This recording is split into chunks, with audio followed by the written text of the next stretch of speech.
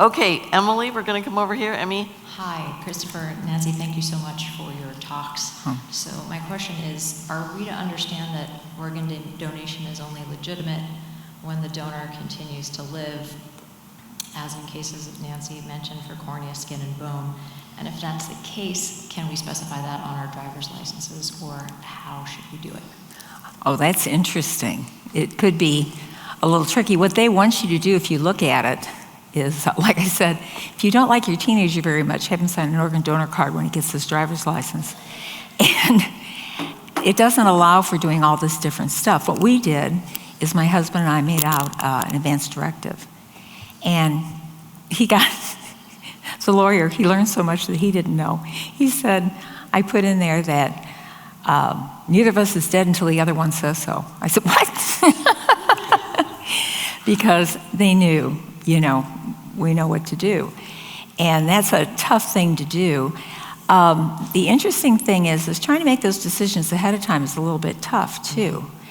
You kind of see, that's why I kind of hate to do that. And there's a lot of controversy about living wills, which came out of Louis Kuntner's book, The Living Will in 1969. It's titled The Living Will, Euthanasia, a Proposal. It was set up to do euthanasia. If you read the whole thing, that's why the living will was invented.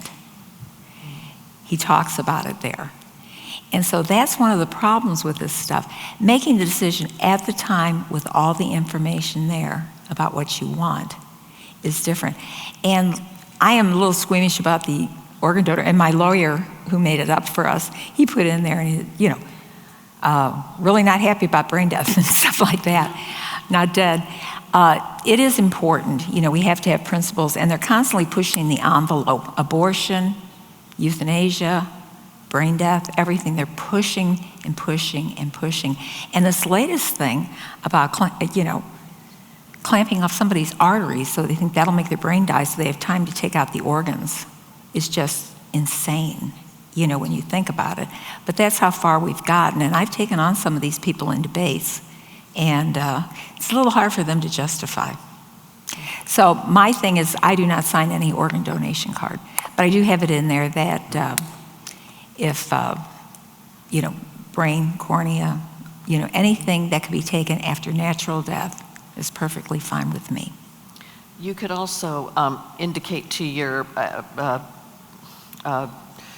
power of attorney for health care what you would or would not want donated. So they can make the decisions. That's probably what I would do. Sometimes I've seen people get lied to.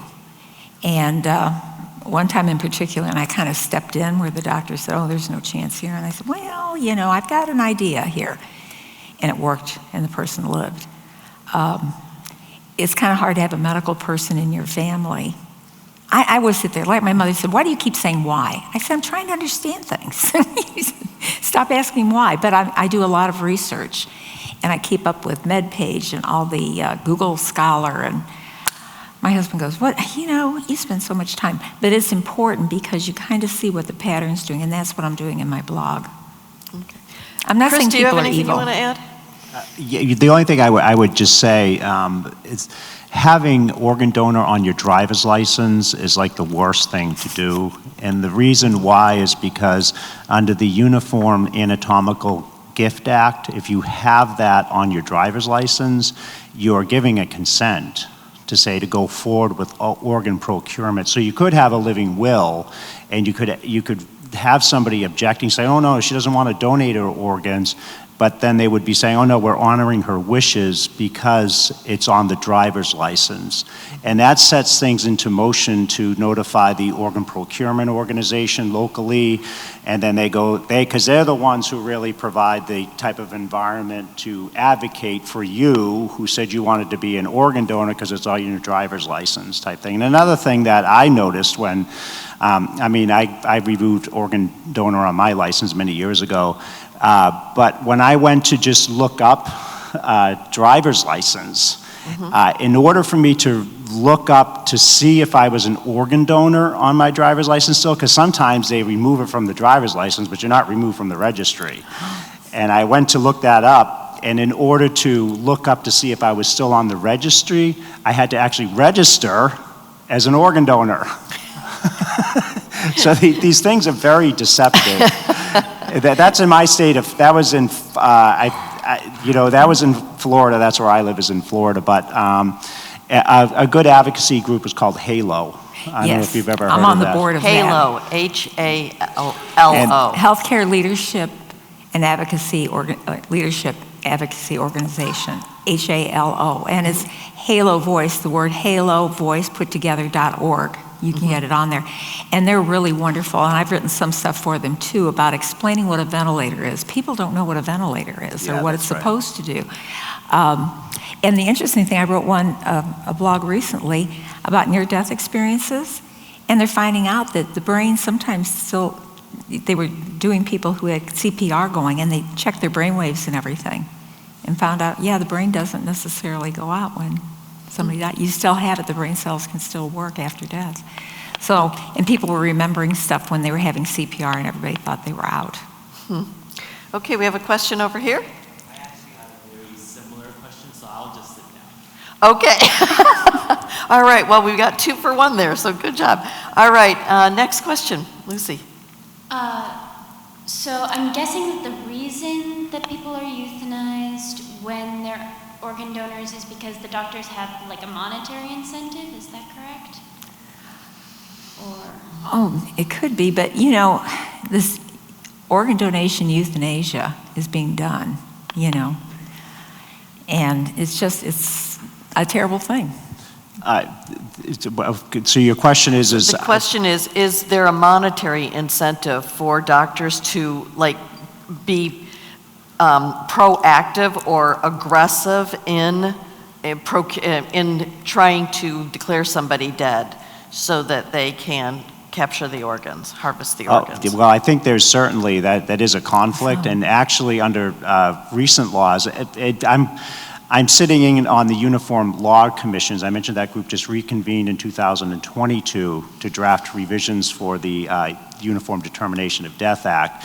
And there's a group within that group, because everybody gives their opinion, and then it's all legislated and stuff like that, where they're actually empowering hospital administrators to, if somebody is not an organ donor, they come, Joe Schmo from off the street, he's declared brain dead, he's in the intensive care unit of that hospital. They're empowering administrators in that hospital to make decisions for that person who has come in off the street. And there's an incentive for hospitals that provide these types of transplants, like transplant centers. It's big business. They make a lot of money, because it's not just the transplant surgery itself. There's a lot of follow-up for those people who receive the organs, and there's a lot of other factors that go into it that really make it a multi-billion-dollar business. Yes. And unfortunately, some of the ethics are really shady when it comes to that type of stuff. So there are incentives to procure people's organs, especially if it's a transplant center. And who knows what goes on behind the scenes. I don't want to be conspiracy theory here, but kickbacks and all these other things that go on. That's the world we live in. Yeah, there was a hospital in New York that actually dealt with a lawsuit over that, because they were paying the medical staff to identify potential patients for organ procurement. Well, Do you have a number of people who aren't organ donors who are euthanized? Just because So in other words, if the question is basically, if I'm right, Lucy, what you're asking is, if you say you do not want to be an organ donor on your license, or you carry a card of some sort, I know Human Life Alliance actually makes those cards available. Is there any data on their efforts to keep you alive then, or do more medical treatment? I'll just talk for 1 second, and you can take it over. The J. Hy McMath, who was already mentioned, one of the decisions that, everybody familiar with J. Hy McMath? She was a 13-year-old girl, I don't know, was it 2013? Oh, it's a while back. She had a tonsillectomy, suffered an anoxic brain injury. She was declared dead in the state of California under the brain death criterion that I mentioned. And the family disagreed with that diagnosis, but the hospital said, oh no, we're going to remove her from life support anyways. But one of the things that came out of that was that the hospital would have continued to treat her if her parents consented to donate her organs, just like Ann Hatch. Ann Hatch, if she didn't want to be an organ donor, they just would have withdrew the life support, okay, let her die. But because she wanted to be an organ donor, they continued to prolong her life.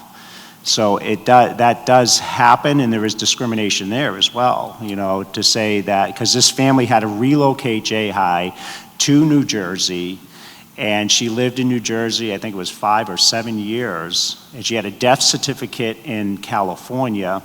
And now, of course, because she was considered legally dead, insurance companies aren't going to pay for somebody to be continued to live in a dead state. So they went to New Jersey, and it was a whole to-do there. But she ended up dying, I think, 7 years later of liver failure. It was a number of years. And, you know, here She she had was matured. having now 2 death certificates, you know. But that was a huge issue. Dr. Alan Schumann, who's now a big proponent of anti-brain death statute, was a big advocate for her. Yeah. Well, even with living wills too, they are saying if a person doesn't have one, it's probably safer not to treat than to treat. You know, they're all worried about liability and stuff instead of what the patient actually would do. Because they go, what happens if we do resuscitate them and they're impaired? Could we have a lawsuit over that because of the care there? So the legal stuff gets really tricky.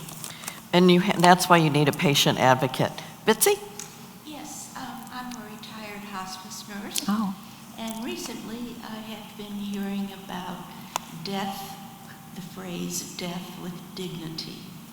And I experienced this with the death of my brother. Oh.